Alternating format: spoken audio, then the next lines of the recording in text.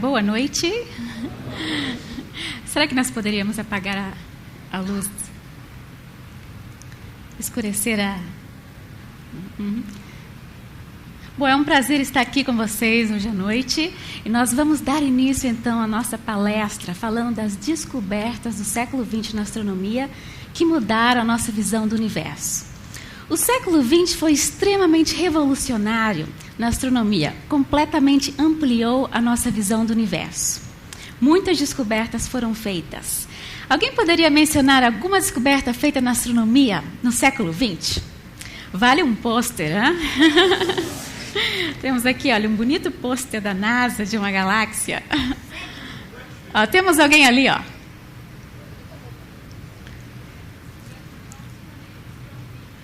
Excelente, descoberta de novos planetas, né, girando ao redor de outras estrelas. Pode vir buscar o seu pôster. Mais alguém?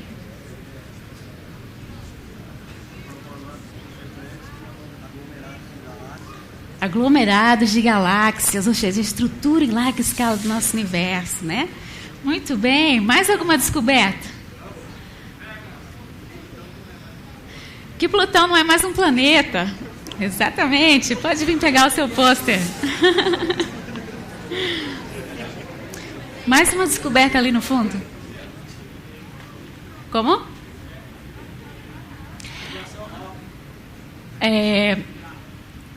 Pode vir buscar o seu pôster. Isso. Pode vir buscar o seu pôster. Ok, mais duas descobertas, os dois últimos. Ok, isso. Utilizar o Redshift para obter distâncias de galáxias. Pode vir. Muito bem, pessoal aqui está lendo jornal, hein? Pessoal lê jornal. Último.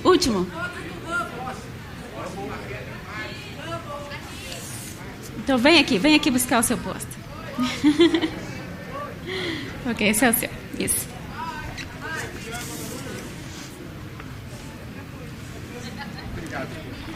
Ok. Muito obrigada pela sua participação. Realmente o século XX foi extremamente revolucionário, né? Completamente ampliou a nossa visão do universo. No início do século XX, nós pensávamos que a nossa galáxia, o grupo de estrelas da qual o Sol faz parte, fosse o universo.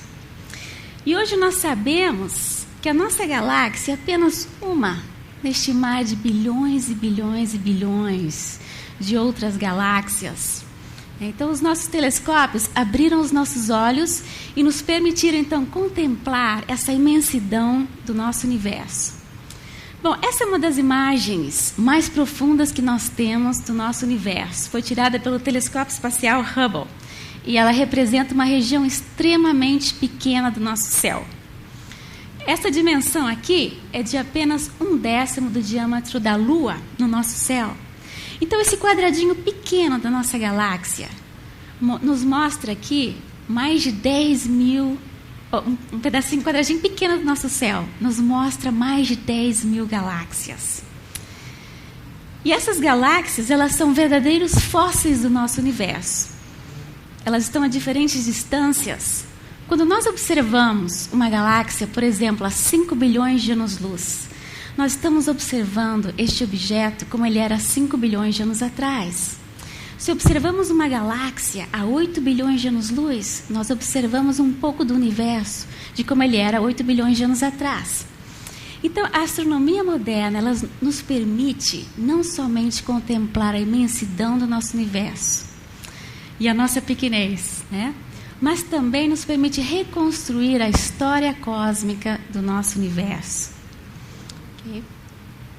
Nós somos uma geração extremamente privilegiada. Nós temos uma enorme quantidade de informações científicas à nossa disposição. Nós somos a geração do telescópio espacial Hubble, né? E não somente do telescópio espacial Hubble, mas outros telescópios espaciais, além de grandes telescópios terrestres e várias sondas. E todos esses instrumentos, eles têm nos deixado um riquíssimo legado de imagens, dados, informações e novas descobertas científicas. Bom, então nessa era, com tanta informação e tanta descoberta, nessa era científica, nós podemos nos perguntar, será que algumas dessas descobertas, feitas no século XX, nos auxiliam na busca de respostas para as nossas origens?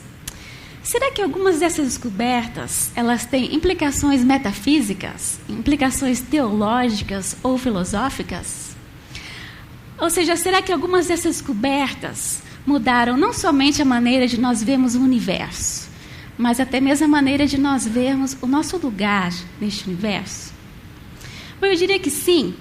Algumas das descobertas feitas no século XX definitivamente têm fortes implicações metafísicas. E essas descobertas e as suas implicações metafísicas é o que nós estaremos analisando nesta palestra. Bom, é claro que nós não podemos aplicar o método científico a questões metafísicas espirituais, né? Nós podemos aplicar o método científico apenas ao universo físico, porque apenas com o universo físico nós podemos fazer observações e experimentos. Mas se nós aplicarmos, quando nós aplicamos, né, o método científico ao universo físico, nós obtemos conhecimento. Então nós podemos nos perguntar, será que esse conhecimento científico do nosso universo nos leva a implicações metafísicas? Bom, então vamos começar a falar dessas descobertas no século XX e suas implicações metafísicas. Em 1916, Einstein nos entregou uma poderosíssima ferramenta, a relatividade geral. Essa teoria nos mostrou como a matéria, o espaço e o tempo se relacionam. Então, a partir daí, os astrônomos começaram a fazer modelos do nosso universo como um todo. E começaram, então, a investigar as nossas origens e o nosso destino. Foi o início da cosmologia. A cosmologia é a parte da astronomia que investiga o nosso universo como um todo. A cosmologia não está interessada em um tipo específico de estrela ou um tipo específico de galáxia. A cosmologia apenas está interessada no nosso universo como um todo, a sua composição, a sua estrutura, a sua origem e o seu destino. Okay? A relatividade geral de Einstein foi e tem sido submetida a vários testes observacionais. E estes testes observacionais têm confirmado a validade dessa teoria. Um exemplo de um teste observacional da relatividade geral de Einstein são as lentes gravitacionais. De acordo com Einstein, a presença de matéria ou de um objeto massivo deforma o espaço. Então, se nós estivermos observando um objeto bastante distante, existe uma grande chance de que este objeto encontre no meio do caminho um objeto massivo. E, portanto, um espaço deformado, um espaço curvo. A luz percorre o caminho mais curto entre dois pontos. Num espaço plano, o caminho mais curto entre dois pontos é uma reta. Num espaço curvo, o caminho mais curto entre dois pontos é uma curva. Então, quando a luz de um objeto distante encontrar um objeto bastante massivo, ele irá então fazer uma curva, né? Porque o espaço aqui está deformado. E nós teremos então a impressão de que existe mais de um objeto, veremos mais de uma imagem do mesmo objeto, ou então uma imagem deformada deste objeto. São ideias um pouco estranhas, né? Mas nós temos vários exemplos disso. Aqui nós temos 4 imagens do mesmo quasar, que está a 8 bilhões de anos-luz de distância. E aqui no centro, o objeto massivo que produziu essa lente gravitacional. Bom, vocês podem me perguntar, mas como vocês sabem que são 4 imagens do mesmo objeto e não 4 objetos diferentes? Na astronomia, o espectro de um objeto representa a mesma coisa que a impressão digital de uma pessoa. Nos permite a identificação única deste objeto. Então, nós sabemos que são 4 imagens do mesmo objeto. Aqui nós temos um outro exemplo de lentes gravitacionais, né? Este é um aglomerado de galáxias bastante massivo. E esses arcos são imagens distorcidas de galáxias que estão mais distantes e passaram, então, por esse espaço encurvado. Então, esse é um dos testes observacionais, né, que confirma a validade da relatividade geral de Einstein. Bom, após Após formular as equações da relatividade geral, Einstein percebe que essas equações sugerem que o nosso universo está ou em expansão ou em contração. Ele acha aquilo muito estranho, ele acha aquilo um absurdo. Para Einstein, era óbvio que o nosso universo era eterno e imutável. Isso era óbvio. Então, ele acrescenta um fator extra às suas equações para forçar um universo estático. E não somente Einstein, mas o senso comum da comunidade científica da época era esse, de que o nosso universo era eterno e imutável. Em 1927, um padre e físico belga chamado Georges Lemaitre, ele utiliza as equações de Einstein para formular um modelo cosmológico que mais tarde fica conhecido como Big Bang. Ele propõe, então, um modelo do nosso universo que está em expansão e que se iniciou a partir do que ele chama de um átomo primordial. Bom, Einstein não gostou muito das ideias de Georges Lemaitre. Ele chega até mesmo a sugerir que Lemaitre não tenha uma compreensão muito profunda da física envolvida, porque era óbvio que o nosso universo era eterno e imutável. Mas em 1929, nós temos uma importante descoberta. Edwin Hubble anuncia ao mundo que o nosso universo está em expansão. Agora nós estamos falando de observações e não de teorias, modelos teóricos. Edwin Hubble, ele utiliza o maior telescópio do mundo na época para observar galáxias. E ele percebe que as galáxias estão sistematicamente se afastando de nós. E quanto maior a distância da galáxia, maior a velocidade de recessão. Aliás, o nosso telescópio espacial Hubble se chama Hubble em homenagem a esse astrônomo, devido à importância dessa descoberta. Bom, então, após Hubble anunciar ao mundo a expansão do nosso universo, Einstein decide se encontrar com Hubble, pessoalmente, para discutir essas observações, e verificar pessoalmente estes resultados. E então, após se encontrar com Hubble, Einstein comenta que o haver acrescentado um fator extra nas suas equações para forçar um universo estático havia sido o maior erro da sua carreira, porque ele mesmo poderia haver previsto esta expansão do nosso universo. A expansão do nosso universo deve ser entendida não como as galáxias se movendo no espaço, mas o próprio espaço se esticando. E ao se esticar, o espaço carrega consigo as galáxias. O universo que está em expansão, ele fortemente sugere um início, um universo que teve um começo. Se nós tentarmos rodar o filme de trás para frente, hoje nós vemos que as galáxias estão em expansão. Então, isso significa que no passado, as galáxias estavam mais próximas, E num passado mais distante, mais próximas ainda, e mais próximas ainda, e mais próximas, até nós chegarmos então a um momento no universo em que a matéria estaria extremamente condensada. À medida que o nosso universo se expande, ele também se esfria. Então, se nós rodarmos o filme de trás para frente, nós chegamos então a um universo extremamente denso e extremamente quente. Nós estudamos a teoria do Big Bang utilizando as equações da relatividade. E elas nos dizem que o Big Bang representa a origem não apenas da matéria e da energia, mas do próprio espaço e do próprio tempo. Ou seja, o próprio tempo e o espaço haveriam se originado neste instante do Big Bang. Essa ideia de um universo que teve o início sofreu muito preconceito, Sofreu uma forte resistência da comunidade científica.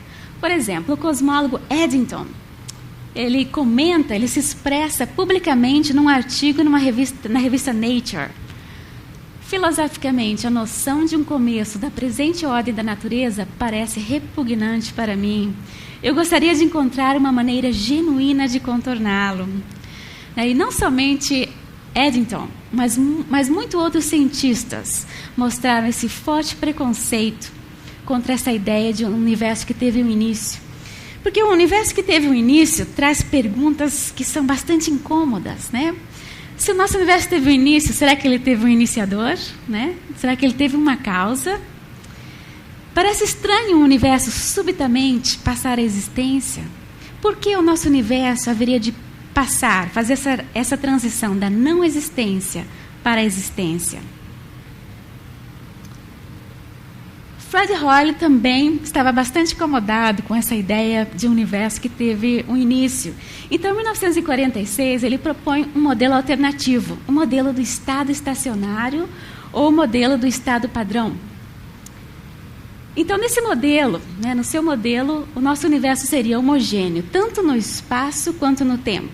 Ou seja, o mesmo no passado, no presente e no futuro. Um universo imutável no tempo. Mas em 1946, nós já sabíamos que o nosso universo estava em expansão. Se o universo está em expansão, como ele pode ser imutável no tempo? Ele postula a criação de matéria a uma taxa lenta e constante, de tal maneira que, à medida que o universo se expande, essa criação espontânea de matéria preenche o espaço e a densidade do universo permanece a mesma. Agora, ele não explica no seu modelo, né, de onde vem essa criação de matéria nessa taxa lenta e constante que ele deseja. Né? E Fred Hoyle deixa claro nos seus escritos que ele favorece essa teoria do modelo estado estacionário, não exatamente por questões científicas, né, mas porque o universo eterno era muito mais consistente com o seu pensamento ateu. E então, num programa de rádio, de divulgação na rádio, ele desafia os seus oponentes, os defensores da teoria do Big Bang, dizendo, se realmente houve um Big Bang, então me achem um fóssil desse evento. Se realmente o universo passou por um momento denso e quente, hoje deve haver uma radiação resquício desse evento. Bom, então, em 1948, o físico russo George Gamow, ele publica um paper com uma descrição detalhada do modelo do Big Bang. E nesse paper ele estima a temperatura dessa radiação resquício do Big Bang. Né? Ele diz que essa radiação devia ter uma temperatura de apenas uns poucos graus acima do zero absoluto. E George Gamow tinha um excelente senso de humor. No seu paper, ele inclui um físico, Hans Bethe, que não havia contribuído em nada para o paper. Mas ele inclui Hans Bethe apenas para jogar com as letras do alfabeto grego, né? Para ficar Alpha, Beta, Gamma. E esse paper foi muito citado e conhecido como Paper Alpha, Beta, Gamma.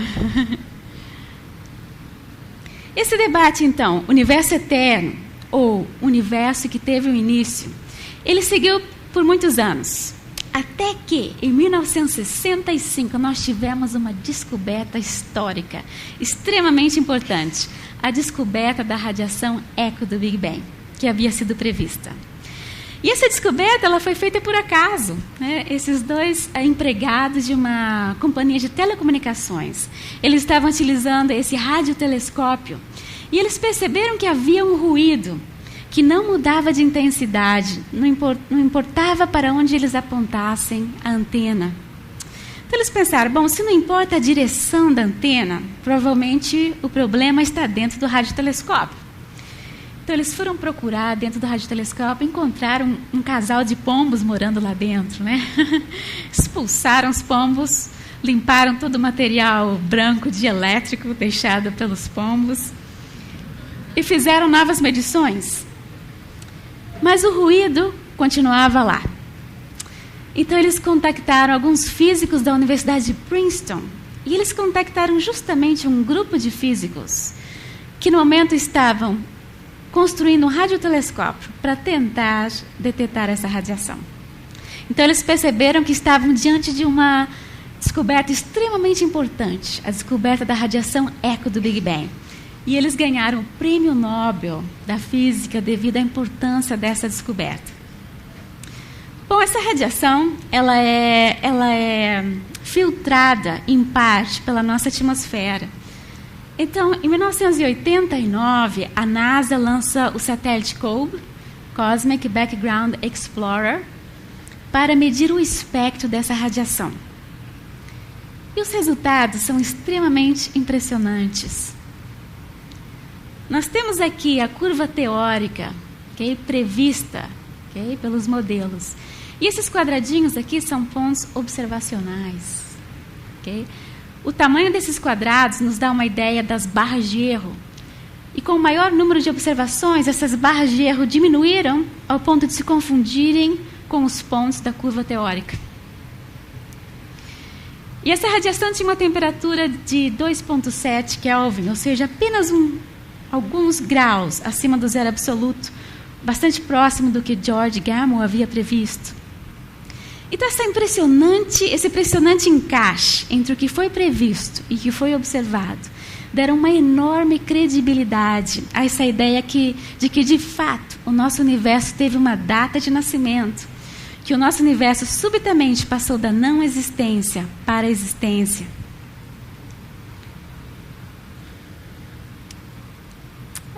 Aqui nós temos um mapeamento dessa radiação, né? Essa radiação representa um retrato do nosso universo, 380 mil anos após o Big Bang. Nosso universo atual tem uma idade de 13,7 bilhões de anos. Se nós compararmos a idade do nosso universo atual com um adulto de 60 anos de idade, então essa imagem do nosso universo representaria, então, o nosso universo como um recém-nascido com apenas 14 horas após o nascimento. Essa radiação, as primeiras observações dessa radiação mostraram uma radiação bastante isotrópica, ou seja, a mesma temperatura em diferentes direções. Mas ela não podia ser totalmente isotrópica. Por quê? Porque o nosso universo atual não é totalmente homogêneo. O nosso universo atual tem uma estrutura, a estrutura em larga escala do nosso universo. Nós temos aglomerados, superaglomerados de galáxias e paredes de galáxias que se estendem por milhões de anos-luz. Essa animação é uma animação extremamente interessante. Essa animação representa observações reais de galáxias. Cada desenho aqui de galáxia representa uma galáxia real observada nessa localização. Então, esse é um projeto de pesquisa do grupo Sloan Digital Sky Survey. Eles observaram centenas de milhares de galáxias. Eles escolheram regiões do céu, fatias do céu, e observaram em profundidade, determinaram distâncias de centenas de milhares de galáxias para tentar reconstruir a distribuição tridimensional das galáxias, né? Então, nós estamos tendo aqui uma ideia da estrutura em larga escala do nosso universo, né? Então, temos aglomerados, regiões mais densas, algumas regiões também com muito poucas galáxias. Então, a radiação eco do Big Bang não podia ser totalmente isotrópica, porque o nosso universo hoje não é totalmente homogêneo. E novas observações, né, melhores medições dessa radiação, de fato mostraram flutuações em temperatura, pequenas flutuações em temperatura em diferentes direções. E essas flutuações em temperatura estão representadas aqui com diferentes cores, né?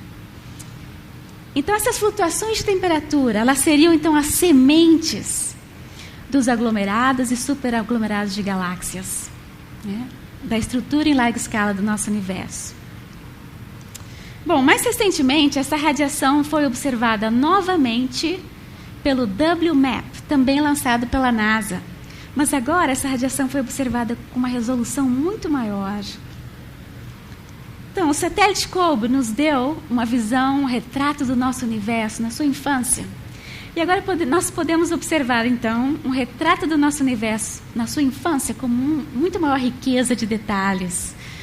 Nós estamos, então, na era da cosmologia de precisão.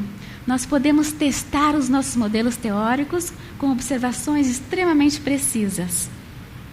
Bom, eu tenho aqui um mapeamento tridimensional dessas flutuações de temperatura, né? Então, regiões azuis são regiões onde a temperatura dessa radiação é de décimos de milésimos de grau, um pouquinho mais frias. E regiões amareladas, essa temperatura é décimos de milésimos de grau, um pouquinho mais quentes. Aqui, essa região vermelha aqui é a emissão de micro-ondas pela nossa galáxia, né? Nessa imagem, a contribuição da nossa galáxia foi retirada. E nós temos apenas a radiação eco do Big Bang. Bom, então o que eu tenho aqui nas minhas mãos é a evidência mais forte de que realmente o nosso universo teve uma data de nascimento, fez a transição súbita da não existência para a existência. Bom, alguém gostaria de ganhar essa evidência observacional? Vou fazer o seguinte, eu vou jogar, quem pegar, pegou.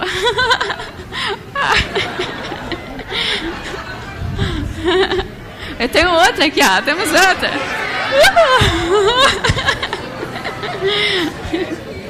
Isso. Ok, apenas duas, né? Próxima vez eu trago mais. Vamos chegar lá, peraí.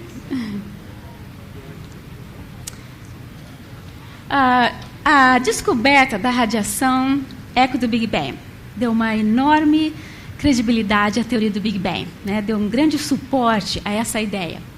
Mas nós temos também uma outra evidência observacional que suporta a teoria do Big Bang.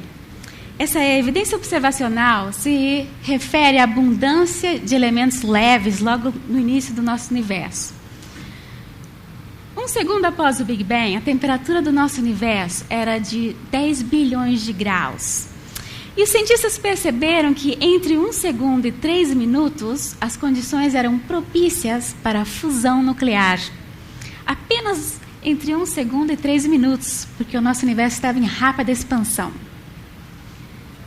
Então, teoricamente, os modelos prevêem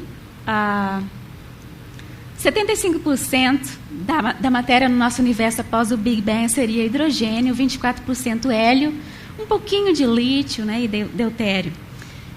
E isso se ajusta, se encaixa muito bem com as observações, dando também credibilidade à teoria do Big Bang. Bom, após o Big Bang, apenas elementos leves, bem leves, são formados, né? E os outros elementos mais pesados, né? Nós somos feitos de carbono, ferro, cálcio.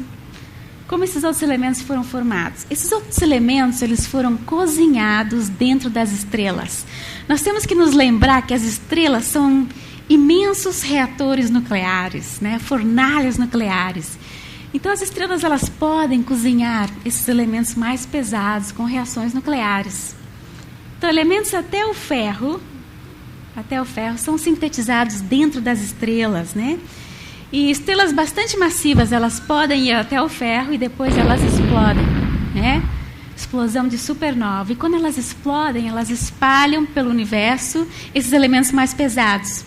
E assim, futuras gerações de estrelas são formadas já com uma certa quantidade de elementos mais pesados, né? E aí podem formar planetas terrestres como o nosso. Bom, o estudo da origem do nosso universo toca nos limites da nossa ciência. Nós podemos rodar o filme de trás para frente e estudar nosso universo na sua infância até 10 a menos 43 segundos após o Big Bang. Mas não podemos estudar o universo antes disso. Por quê? Essa é uma limitação da nossa ciência atual. No momento, nós temos duas teorias excelentes. A teoria da relatividade geral de Einstein, que descreve o universo, o macro-universo, né? O universo das galáxias, aglomerados de galáxias e fortes campos gravitacionais. E nós temos uma excelente teoria, que é a mecânica quântica, para descrever o universo infinitamente pequeno dos átomos. Mas logo no início do universo nós tínhamos muita matéria, então fortes campos gravitacionais, em regiões extremamente pequenas. Então nós precisamos incorporar tanto efeitos quânticos quanto efeitos de gravitação. E no momento nós não temos uma teoria quântica da gravitação, né? Os físicos estão trabalhando nesse sentido, mas ainda não temos essa teoria quântica da gravitação. Bom, e o momento zero da criação? O momento zero da criação, os cientistas chamam de singularidade. Uma singularidade nada mais é do que um nome sofisticado, elegante, para a nossa ignorância, né? Por quê? Como que nós podemos colocar toda a matéria do universo num volume zero, ou seja, uma densidade infinita? Não podemos colocar isso nas nossas equações. As leis da física quebram. Nós não podemos dizer que as leis da física são válidas aí. Okay? Bom, então o estudo da origem do universo toca nos limites da nossa ciência e nos leva a fazer perguntas cujas respostas vão além do domínio da ciência. Por exemplo, o que tem um começo requer uma causa, né? Isso é o que a nossa lógica nos diz. O universo teve um começo, isso nós já sabemos. Bom, então qual foi a sua causa?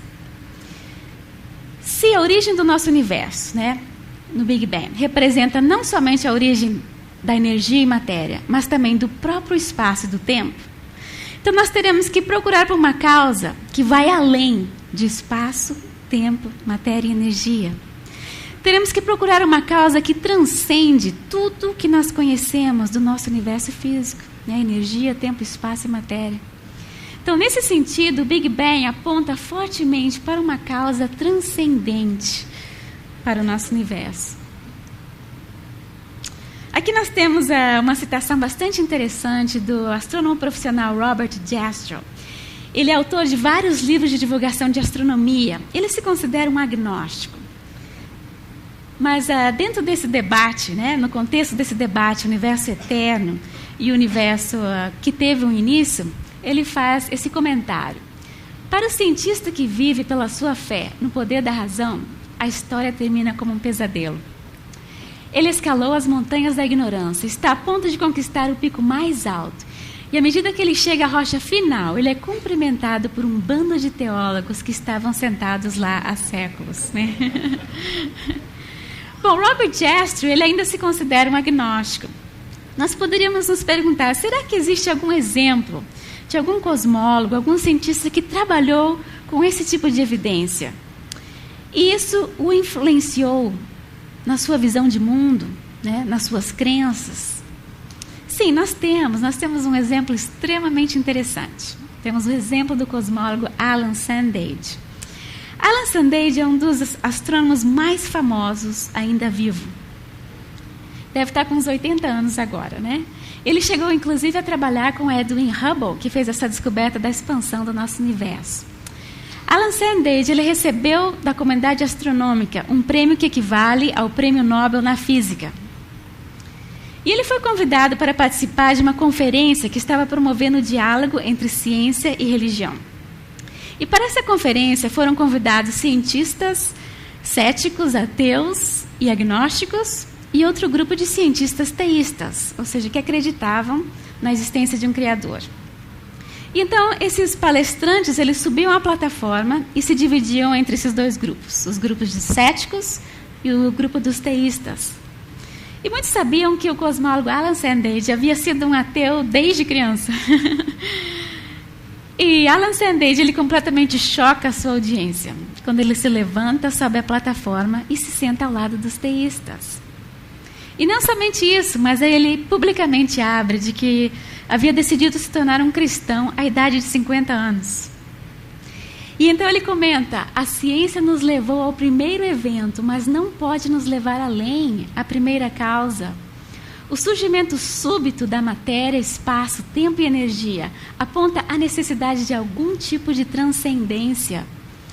Foi a minha ciência que me levou à conclusão de que o mundo é muito mais complexo do que pode ser explicado pela ciência. E somente através do sobrenatural que eu posso entender o mistério da existência. Muitos cientistas são agora levados à fé pelo seu próprio trabalho. Esse é um exemplo bastante interessante. Bom, até agora nós estamos falando de descobertas do século XX relacionadas à origem do nosso universo. Vamos falar agora de outras descobertas. Até meados dos anos 90, os únicos planetas que nós conhecíamos eram os planetas do Sistema Solar. Isso começou a mudar em 1995 com uma descoberta histórica. O primeiro planeta a orbitar outra estrela normal como o nosso Sol. Né? Então, esse sistema estava a 48 anos-luz da Terra.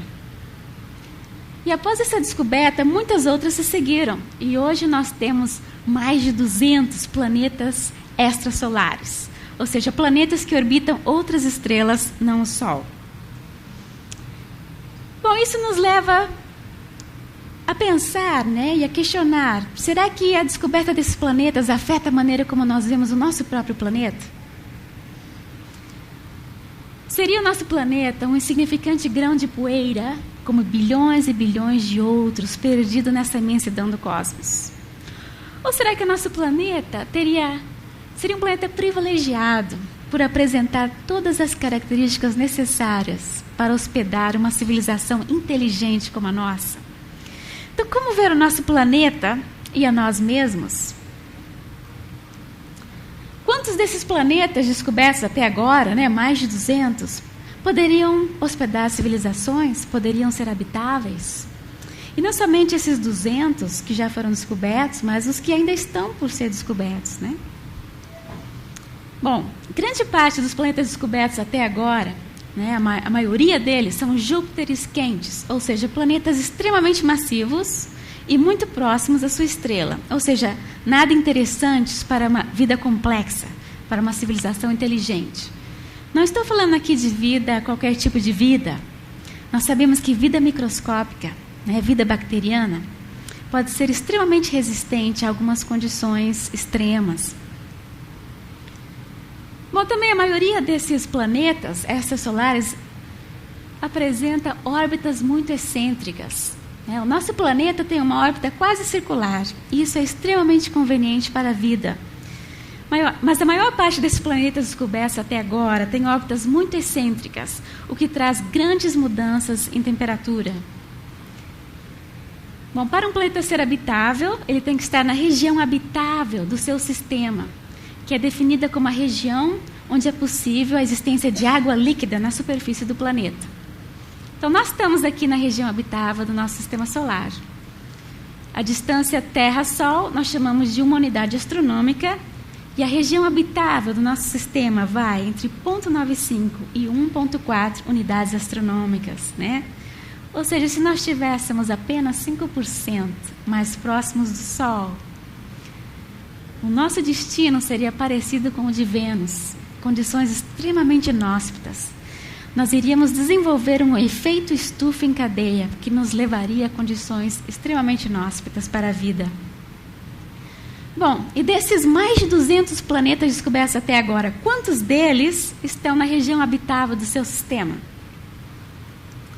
Apenas um até agora, né? Apenas um, que seria o planeta Gliese 581c. Aqui nós temos uma concepção artística mostrando a possibilidade de água líquida na sua superfície. Então nós podemos dizer que seria o mais parecido com a Terra. Só que parecido entre aspas, né? Porque esse planeta tem 5 vezes a massa da Terra. Então provavelmente uma atmosfera muito densa. E também este planeta orbita uma estrela anã vermelha, muito menos luminosa que o nosso Sol. Então isso significa que o planeta tem que estar muito próximo à estrela para receber suficiente quantidade de energia. E, de fato, esse planeta está mais próximo da sua estrela do que Mercúrio está do nosso Sol. Okay? Mas estar muito próximo a uma estrela realmente não é conveniente para a vida, né? Nós sabemos que as estrelas são grandes fornalhas, reatores nucleares. Existe muita atividade na atmosfera de uma estrela, né? Que nós temos a emissão de um flare. E aqui a comparação de tamanho de um flare do Sol com o nosso planeta Terra. Então, certamente não é uma boa ideia, né, estar muito próximo a uma estrela. O nosso Sol tem características que o fazem uma estrela ideal para a vida. É uma estrela estável na sua luminosidade, solitária. A maior parte das estrelas pertencem a sistemas binários ou múltiplos. A sua massa, composição e idade também são ideais para a vida.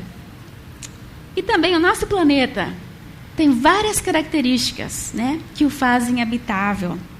Por exemplo, a existência de um satélite massivo como a nossa Lua. No nosso sistema solar, nós temos dezenas de luas, mas existe algo especial a respeito da nossa Lua. Nossa Lua é muito grande, né, comparada ao nosso planeta. E ela tem exercido um papel fundamental em fazer do nosso planeta um ambiente habitável. Ela estabiliza o eixo de rotação da Terra, né? E sem a Lua, nós teríamos drásticas mudanças climáticas durante a história do nosso planeta, que levaria certamente à extinção de vida complexa. Também a presença de gigantes gasosos é extremamente importante para fazer do nosso planeta um planeta habitável. Nosso sistema solar contém 4 planetas gigantes gasosos. Esses planetas são bastante massivos, então eles atraem sobre si asteroides e cometas. Aqui temos o choque de um cometa contra o planeta Júpiter. Então eles limpam o sistema solar, protegendo o nosso planeta de impactos que poderiam trazer extinções. Bom, e além dessas características, existem outras características, um número muito grande de outras características que fazem do nosso planeta um ambiente habitável. Características relacionadas à atmosfera, composição da atmosfera, a existência de um campo magnético, a existência de placas tectônicas, que é extremamente fundamental para a vida, assim como a atividade vulcânica, que permitem a reciclagem do carbono no nosso planeta. Bom, como então a descoberta de todos esses outros planetas extrasolares afeta a maneira como nós vemos o nosso próprio planeta? O quão raro é o planeta Terra? Será que no futuro próximo nós iremos descobrir outras terras? Outros planetas similares ao nosso?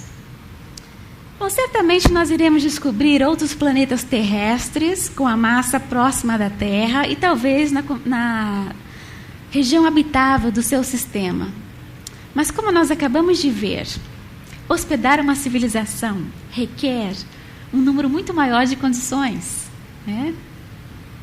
Então, se nós considerarmos todas essas condições, a ciência do século 20 e 21 nos mostra que um planeta como a nossa Terra, que é capaz de hospedar uma civilização inteligente, é certamente muito mais raro do que se pensava no passado. Vamos agora à última descoberta que nós vamos abordar nessa palestra. Mas antes de começarmos, eu gostaria de dar um intervalo de 3 minutinhos. Se o seu vizinho estiver dormindo, você cutuca mesmo, acorda, levanta.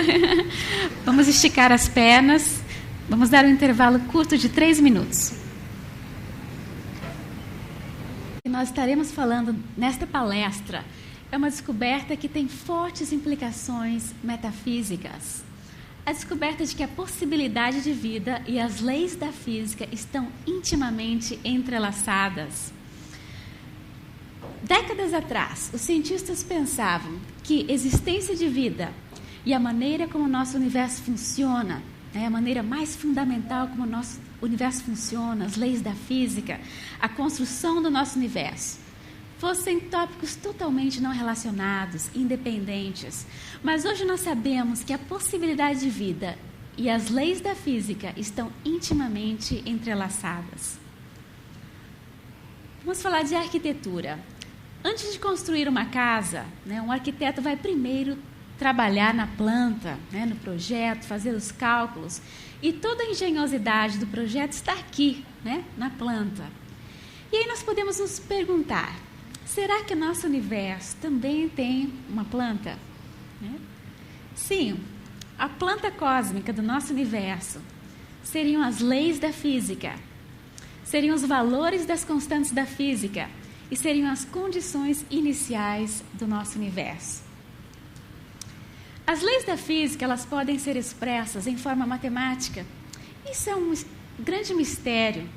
Por que nós podemos entender as leis da física? Temos aqui uma citação do físico Eugene Wigner. A enorme utilidade da matemática é algo bastante misterioso. Não existe nenhuma explicação racional para isto. O milagre da adequação da linguagem matemática para a formulação das leis da física é um maravilhoso presente que nós nem entendemos e nem merecemos. Einstein também fez um comentário a esse respeito. Ele disse: o maior mistério do universo é que ele é compreensível. Ou seja, existe uma racionalidade, uma ordem, neste mundo. E existe uma racionalidade, uma lógica, uma ordem nas nossas mentes. Por que essa racionalidade externa e essa racionalidade interna se comunicam com o mesmo vocabulário da linguagem matemática? Esse é um grande mistério. É como se nós tivéssemos, por exemplo, um alienígena visitando a Terra. E de repente ele chega aqui e começa a falar português. E nós começamos então a nos comunicar, né? Isso seria extremamente misterioso. Por que falaríamos a mesma linguagem? Então, da mesma maneira, é extremamente misterioso, né? Porque a racionalidade dentro da nossa mente e a racionalidade, a ordem neste universo se comunicam com essa mesma linguagem matemática. Toda a matéria do universo se comporta de acordo com as leis da física. Bom, em outras palavras, as leis da física, elas descrevem toda a ordem que nós observamos, né, no nosso universo. As leis da física, elas têm uma natureza extremamente diferente de, por exemplo, as leis de um país, né? As leis de um país, nós temos livre-arbítrio, nós podemos respeitá-las ou não.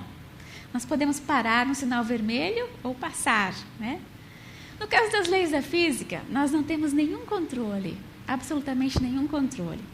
Então vamos agora apenas brincar na nossa imaginação. O que aconteceria se nós tivéssemos algum controle sobre as leis da física?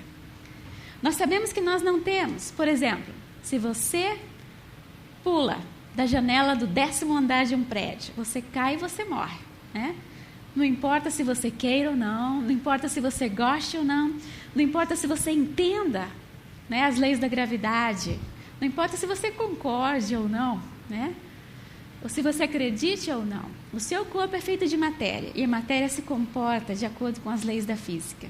E nós não temos nenhum poder sobre isso. O que aconteceria, então, se nós pudéssemos controlar as leis da física por um pouco de tempo? Vamos usar a nossa imaginação agora, ok? Por exemplo, nós estamos aqui observando o 11 de setembro acontecendo. Então, nós observamos essas pessoas desesperadas, saltando pelas janelas, né? E nós sabemos que logo, logo a torre irá colapsar. E nós temos, então, essa máquina que controla as leis da física. Então, você pensa o que eu poderia fazer. De repente, você tem uma ideia que parece um pouco brilhante, né? Por exemplo, que tal desligar a força gravitacional por um pouquinho, só por um pouquinho? Se você desligar a força gravitacional, as pessoas poderão sair pelas janelas, né, e lentamente chegar até o solo. E também as torres não iriam colapsar. Parece uma ideia bastante, né, inteligente, né? Uma ideia brilhante. Quem acha que essa seria uma ideia brilhante?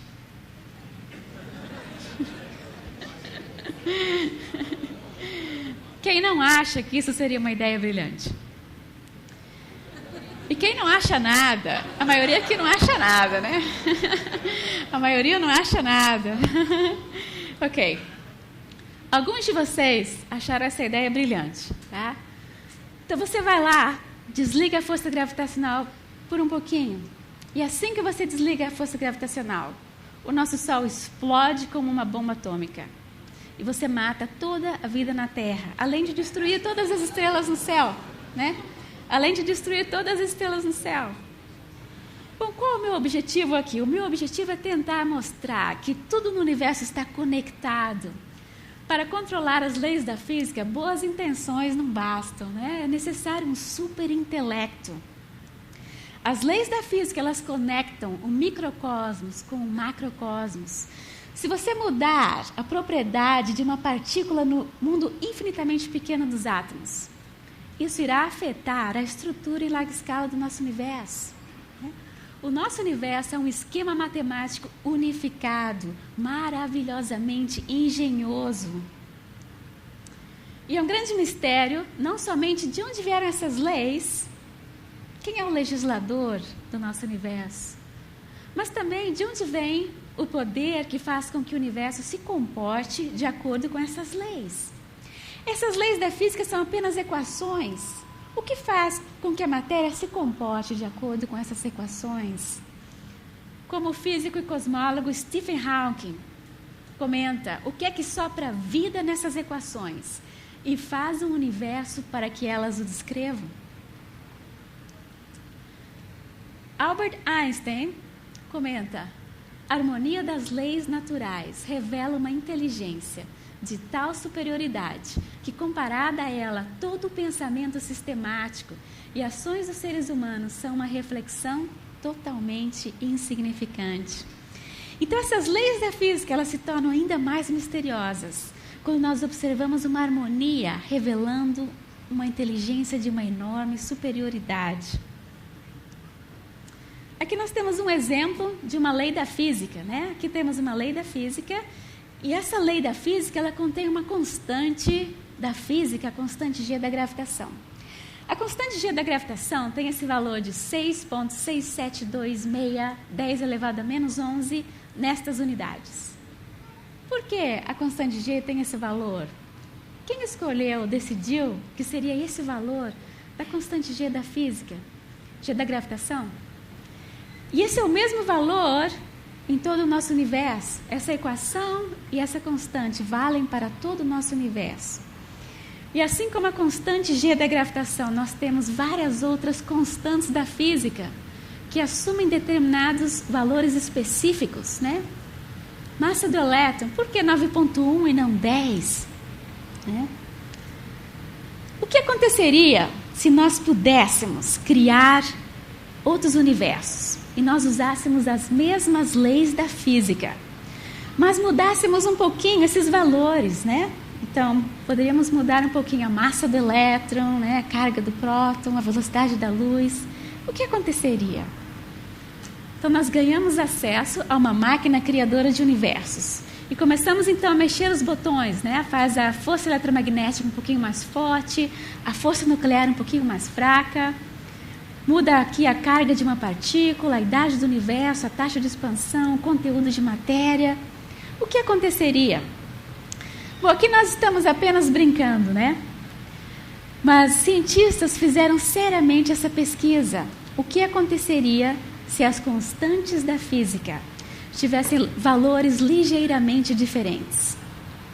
E o resultado dessa pesquisa foi extremamente surpreendente. Steven Weinberg, físico prêmio Nobel, ele diz assim: a vida como nós a conhecemos seria impossível se qualquer uma das constantes físicas tivesse valores ligeiramente diferentes. Físico e astrobiólogo Paul Davies. Eu estou utilizando aqui citações de cientistas que não estão afiliados a nenhuma religião, porque nós queremos, né, uma opinião não tendenciosa. Então, físico e astrobiólogo Paul Davies. A coisa realmente impressionante não é que a vida na Terra esteja como que equilibrada na ponta de uma navalha. Ou seja, a coisa realmente impressionante não é que o nosso planeta Terra tenha todas essas condições, né, que o fazem habitável. Não, a coisa realmente impressionante é que o universo inteiro está como que equilibrado na ponta de uma navalha e que seria um caos total se qualquer uma das constantes naturais estivessem ligeiramente fora de ajuste. Veja, mesmo que você considerasse a existência do ser humano como produto do acaso, permaneceria o fato de que o universo parece incompreensivelmente apropriado para a existência da vida, quase arquitetado. Você poderia dizer um trabalho planejado, né? Do Legos divino. Bom, vamos dar alguns exemplos. Como que essa sintonia, né, esse ajuste fino das constantes da física e condições iniciais nas leis da física afetam a possibilidade de vida no nosso universo. O primeiro exemplo que eu vou dar é bem no início do nosso universo. No início do nosso universo, nós tínhamos uma sopa de partículas, antipartículas e radiação. Essa equação de Einstein aqui nos diz que podemos transformar energia em matéria e podemos transformar matéria em energia. Então, se nós tivermos radiação extremamente quente, essa radiação terá energia suficiente para produzir pares de partícula-antipartícula. E esses pares de partícula-antipartícula podem se aniquilar e produzir radiação. Então, no início do nosso universo, nós temos essa constante transformação entre radiação, pares de partícula-antipartícula. Pares de partícula-antipartícula se aniquilando e formando radiação. Mas, 1 milissegundo após o Big Bang, a temperatura cai. Né? Nós temos a temperatura 10 elevado a 13 Kelvin. E quando a temperatura cai abaixo desse valor, a energia dos fótons não é mais suficiente para formar pares de partícula-antipartícula. Então, o que ocorre? Esses pares de partícula-antipartícula, eles se aniquilam, formando radiação. E a radiação não tem mais energia suficiente para produzir pares de partícula-antipartícula. Existe uma pequena assimetria nas leis da física, um pequeno favoritismo na direção da matéria e não da antimatéria. Né? Então, por alguma razão, as leis da física produziram um pouquinho mais matéria do que antimatéria. Para cada bilhão de pares de partícula-antipartícula, as leis da física produziram uma partícula extra. Então, logo no início, né, 1 milissegundo após o Big Bang, esses pares de partícula-antipartícula se aniquilaram, formando radiação. E sobraram, então, essas partículas extras, né, essas partículas de matéria extras, que não encontraram uma antipartícula para se aniquilar. Se as leis da física fossem completamente simétricas em relação à matéria e antimatéria, o universo seria feito de apenas radiação. Não teríamos matéria.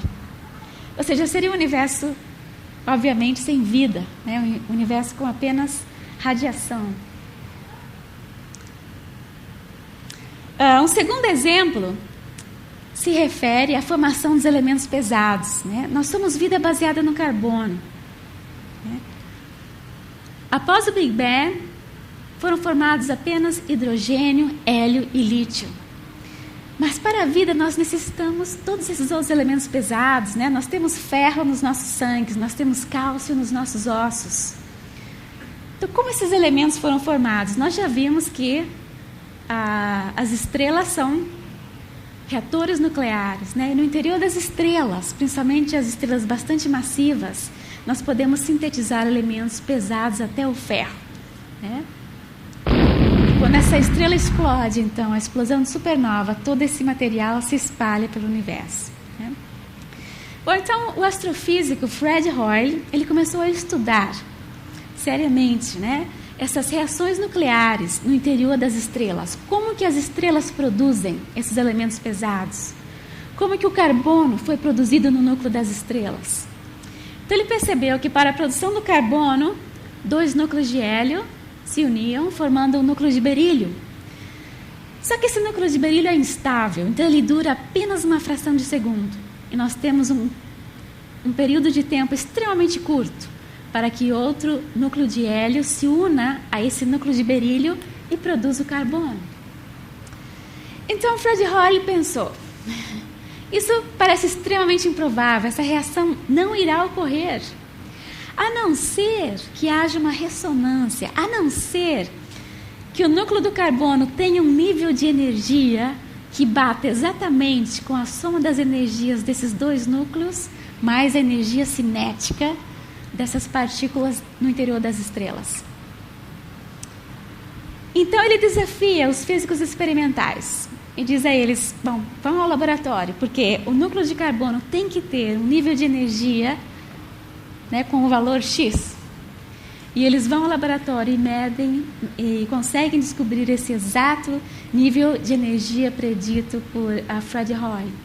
E Fred Hoyle fica extremamente impressionado, né? E não somente com esta reação, mas se nós seguirmos, aqui nós precisamos que haja uma ressonância, e aqui não pode haver uma ressonância para formar oxigênio. Senão todo o carbono formado se transforma em oxigênio. E aí nós temos um universo sem carbono. E ele começou então a estudar detalhadamente, passo a passo, dessas reações nucleares no núcleo das estrelas. Então ele comenta, eu não acredito que qualquer cientista que tivesse examinado as evidências falhasse em concluir que as leis da física nuclear foram deliberadamente projetadas com respeito às consequências que elas produzem dentro das estrelas.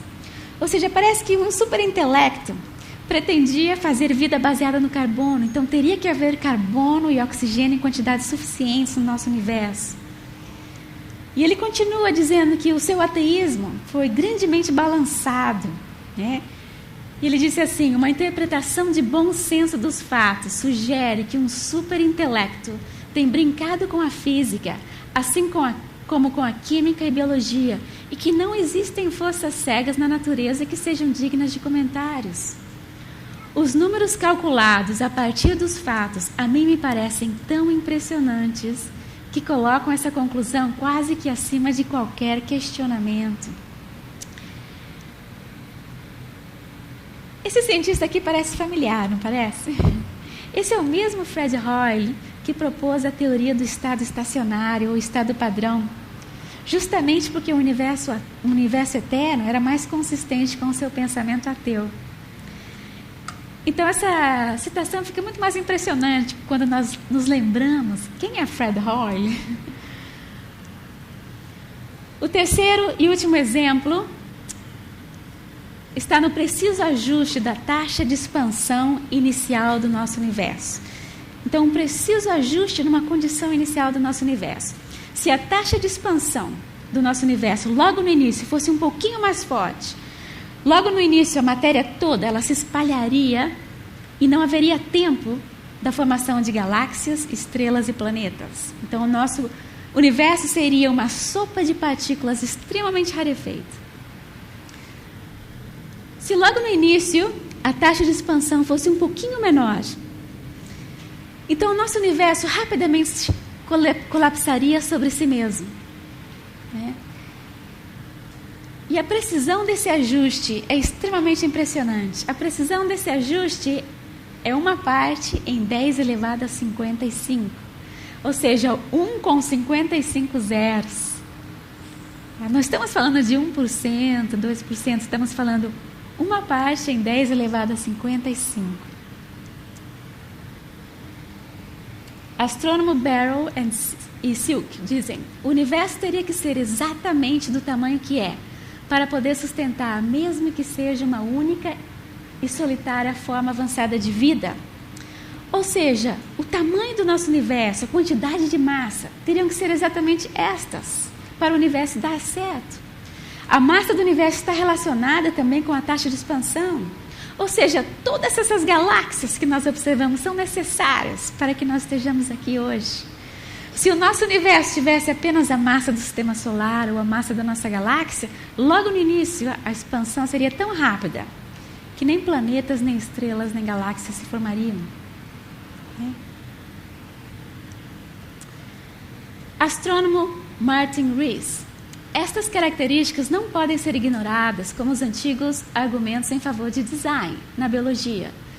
Isso porque as leis básicas que governam as estrelas e átomos são dadas e nada biológico pode reagir a elas no sentido de modificá-las. Essa não é uma circunstância sujeita à adaptação. Não é que a vida tenha se adaptado às leis da física ou as leis da física tenham se adaptado à vida. Não. As leis da física são as mesmas desde o início do nosso universo. E ou elas permitem a existência de vida, ou elas não permitem a existência de vida. Nós sabemos que as leis da física são as mesmas desde o início do nosso universo.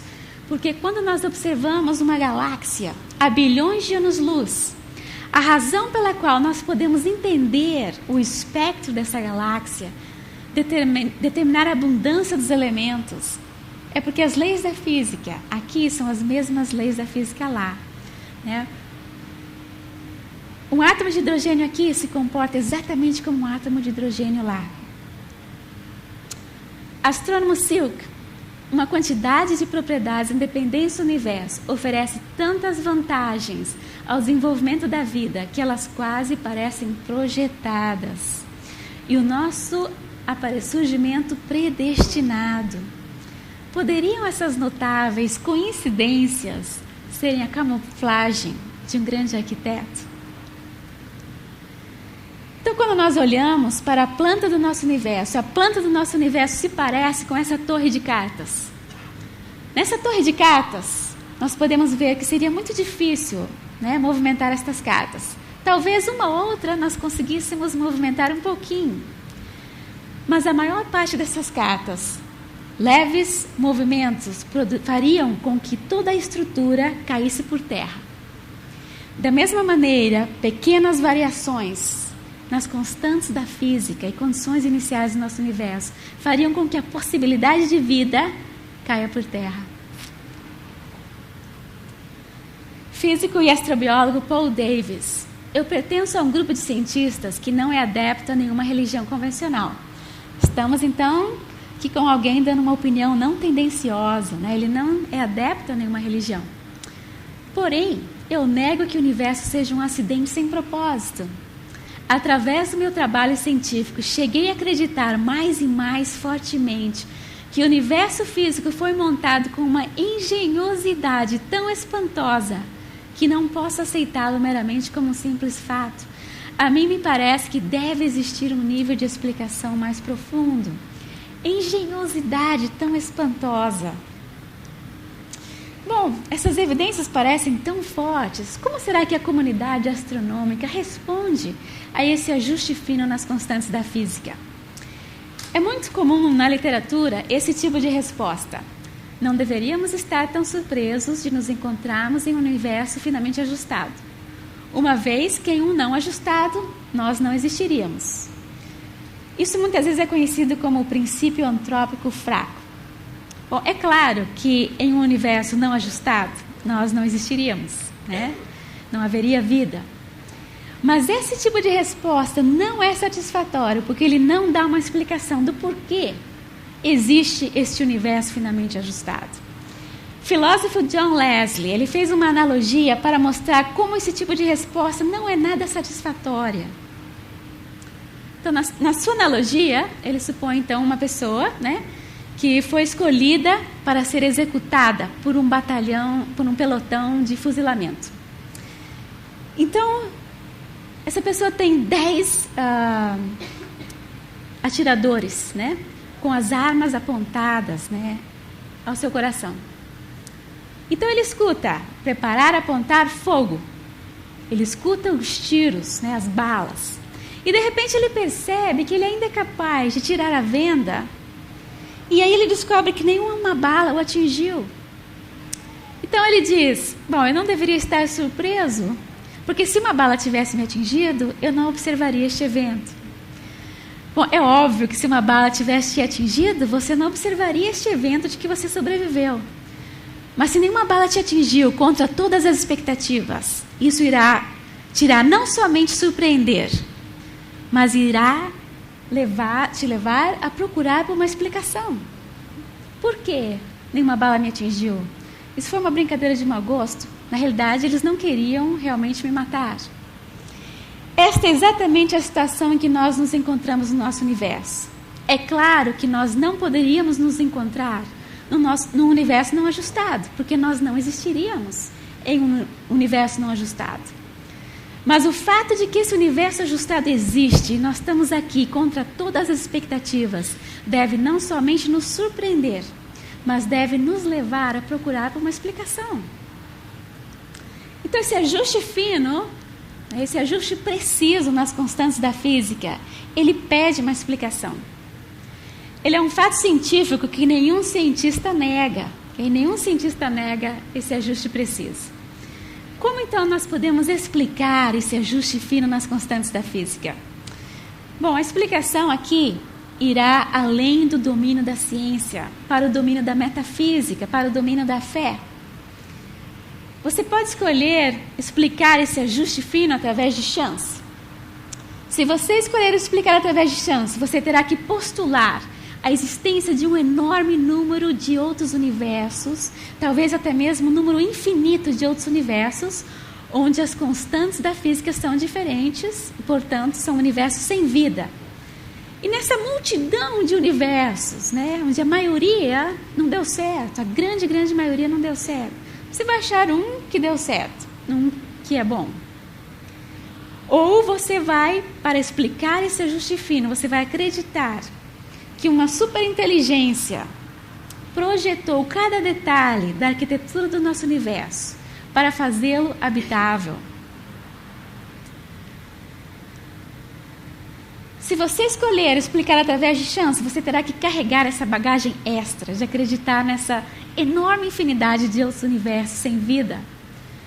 Paul Davies, ele diz assim: postular uma infinidade de universos não vistos impossíveis de serem observados, somente para explicar aquele que nós vemos, parece um caso de excesso de bagagem levado ao extremo. Bom, e como essa explicação ela leva à metafísica, né, os cientistas fazem diferentes opções em relação a como explicar esse ajuste fino. Múltiplos universos que nós não vemos e, por definição, nunca serão vistos, é metafísica. Um arquiteto inteligente que nós não vemos também é metafísica, né? É uma questão de escolha de fé, uma opção de fé. Então, nós vemos alguns cientistas optando por acreditar em chance como a explicação do ajuste fino, e outros cientistas, mesmo seculares, acreditar em um arquiteto inteligente. Um exemplo de um astrônomo que escolheu a opção chance. Ele diz assim: se alguém não acredita em design divino, mas ainda assim acha que o ajuste fino requer uma explicação, existe uma outra perspectiva, uma que é extremamente especulativa, né? Os multi-universos. Por isso eu deixo aqui essa advertência. Entretanto, é a que eu realmente prefiro, apesar de que no estado presente do nosso conhecimento, qualquer preferência nesse sentido represente não mais do que uma opinião. E nós vemos também cientistas no outro grupo, né, acreditando então na existência de um arquiteto inteligente para explicar esse ajuste fino. Minha conclusão é de que a teoria do multiverso pode, na melhor das hipóteses, explicar somente um limitado número de características, e apenas se forem anexadas algumas suposições metafísicas que parecem não menos extravagantes que design. No final, o princípio de Occam me compele a apostar meu dinheiro em design. Mas, como sempre, em questões metafísicas, a decisão é, em grande parte, uma questão pessoal e não de avaliação científica. Bom, agora vamos fazer uma suposição. Vamos imaginar que essa quantidade enorme de outros universos não exista. Talvez possa existir alguns universos, mas não essa quantidade enorme de universos sem vida. Sob essa suposição, nós vamos levar o nosso universo a julgamento. Ok? E a evidência que nós vamos apresentar é a evidência da sintonia fina das leis da física. E levamos então o nosso universo a julgamento sob a acusação de haver sido projetado. E nós decidimos julgar o nosso universo com o mesmo critério que nós julgamos casos criminosos nos nossos tribunais. Nos nossos tribunais, em casos criminosos, se nós apresentarmos evidência como teste de DNA, isso é considerado suficiente para declarar alguém culpado, né? Então, se nós utilizarmos esse mesmo critério para julgar o nosso universo, nós teríamos que declará-lo culpado, projetado, porque a precisão dessa sintonia fina nas leis da física é muitíssimo maior do que a precisão de testes de DNA. Bom, a parte científica da palestra termina aqui. Este é meu e-mail. Sinta-se à vontade para me enviar comentários ou perguntas. Se você gostou deste tema e gostaria de ler um pouco mais, eu gostaria de recomendar este livro aqui, olha, Show Me God. Fred Hearing é o autor. Este livro aqui está em inglês, mas nós temos uma boa notícia. A editora La Selva irá publicá-lo em março do ano que vem. Okay? Aqui no Brasil, nós teremos esse livro em português. Fred Hearing é o autor. Okay? Bom, eu gostaria apenas de usar mais 5 minutos do seu tempo, né? Para uma reflexão pessoal. Esta palestra está sendo apresentada aqui numa igreja cristã, e além de ser uma astrônoma profissional, eu também sou cristã evangélica. E eu gostaria de fazer uma reflexão rápida, né, de como estas evidências se relacionam com a visão de mundo do cristianismo. Todos nós temos dentro de nós perguntas fundamentais a respeito das nossas origens, né, de onde nós viemos, para onde nós vamos. E essas perguntas são muitas vezes extremamente fortes em muitos cientistas. Por exemplo, Stephen Hawking, ele comenta que A física e a astronomia me ofereceram a esperança de entender de onde nós viemos e o porquê de estarmos aqui, né? Ele está explicando por que ele escolheu física e astronomia como carreira. Porque elas ofereciam essa esperança de entender, né, de onde nós viemos e por que nós estamos aqui. Einstein escreveu: eu quero saber como Deus criou este universo. Eu não estou interessado neste ou naquele fenômeno, no espectro deste ou daquele elemento. Eu quero saber os pensamentos de Deus. O resto são detalhes. Então existe nos cientistas também, assim como em nós, uma sede, né, de respostas para essas perguntas fundamentais. Ou seja, queremos, quais os pensamentos, né? Se existe um superintelecto que projetou este universo, quais os seus pensamentos a nosso respeito, né? Quais os seus planos? Por que ele criou então esse universo, né? O que ele pensa sobre nós? Quais as suas intenções em criar esse universo? Mas será que os cientistas encontram, né, algum tipo de resposta fundamental através da ciência? Stephen Hawking comenta: apesar da ciência poder resolver o problema do como o universo começou, ela não pode responder o porquê do universo existir. E eu não sei a resposta para isso. Eu não sei a resposta de por que o universo existe. É muito parecido com eu não sei a resposta do porquê eu existo, né? O físico Schrödinger, extremamente famoso, desenvolveu a equação de Schrödinger da mecânica quântica. Ele comenta: eu fico muito surpresa ao ver que o quadro científico é bastante deficiente. Ele nos dá muitas informações sobre fatos, coloca toda a nossa experiência numa magnífica e consistente ordem, mas é horrivelmente silencioso sobre tudo que está próximo do nosso coração, o que realmente importa para nós. A ciência não nos pode dizer uma palavra sobre vermelho e azul, amargo e doce, dor e prazer. Ela não sabe nada sobre beleza ou feiura, bem ou mal, Deus e eternidade. Algumas vezes a ciência finge responder a perguntas nesses domínios, mas as respostas são geralmente tão tolas que nossa tendência é de não levá-las a sério. Então aqui nós temos dois brilhantes físicos, né? Tanto Schrödinger quanto Stephen Hawking, dois físicos brilhantes, que escalaram o topo do conhecimento intelectual, mas mostram esse desapontamento, né, de que a ciência não trouxe respostas a essas perguntas fundamentais. Por que será que nós não encontramos respostas a perguntas fundamentais através da ciência? Temos um versículo bíblico aqui bastante interessante. Ele diz assim: que dirá o sábio, que dirá o instruído, que dirão os oradores deste mundo? Porque Deus, na sua sabedoria, não deixou que os seres humanos o conhecessem por meio da sabedoria deles. Ou seja, Deus, na sua sabedoria, decidiu que não seria através do intelecto que as pessoas o conheceriam. Ao contrário, resolveu salvar aqueles que creem e fez isso por meio da mensagem, que muitos consideram tola, que anunciamos, a fim de que ninguém se vanglorie na presença de Deus. Ou seja, se fosse através do intelecto, apenas os intelectuais, os espertos, chegariam a conhecer a Deus, né? E aí se encheriam de orgulho, né? Eu sou tão esperto que eu cheguei lá, cheguei a entender a mente de Deus. Mas Deus escolheu que não seria dessa maneira, mas que seria através de uma mensagem tão simples que até uma criança pode entender. E porque essa mensagem é tão simples, muitos a consideram tola.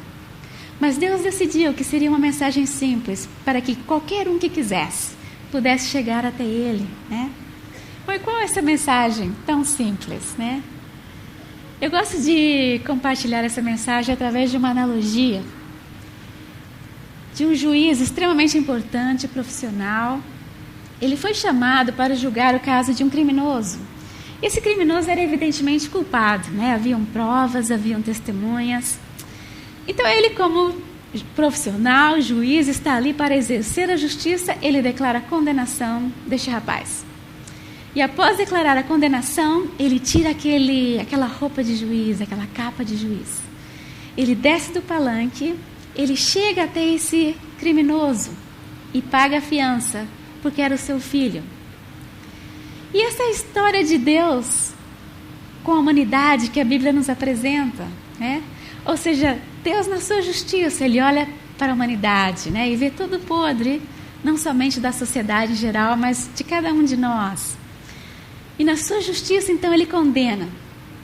Mas aí de uma maneira que nós não conseguimos entender, né? Com um amor extravagante. Ele vem e se humilha. Vem na forma de homem. Paga a nossa fiança, né? Paga a nossa fiança na cruz. Para que todo aquele que receba essa mensagem seja perdoado, né? E possa ser considerado seu filho. Esta é a mensagem básica da Bíblia. Jesus nos disse que a porta que leva à vida eterna não é uma porta larga por onde as multidões passam, mas é uma porta estreita. Então nós podemos nos perguntar, por que uma porta estreita, né? Por quê? É uma porta estreita porque ela deixa somente você passar, sem bagagem, né? Para nós passarmos por essa porta, chegarmos à presença de Deus, nós temos que deixar, por exemplo, orgulho, né? Carl Sagan, uma vez, ele chegou a comentar de que acreditar na existência de Deus feria a vaidade humana.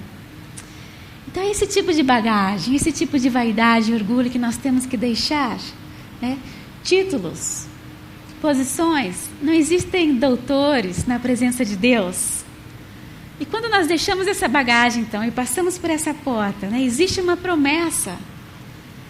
E essa promessa é de que buscarás ao Senhor teu Deus e o encontrarás quando buscares de todo o teu coração. Eu agradeço a oportunidade de compartilhar essa reflexão.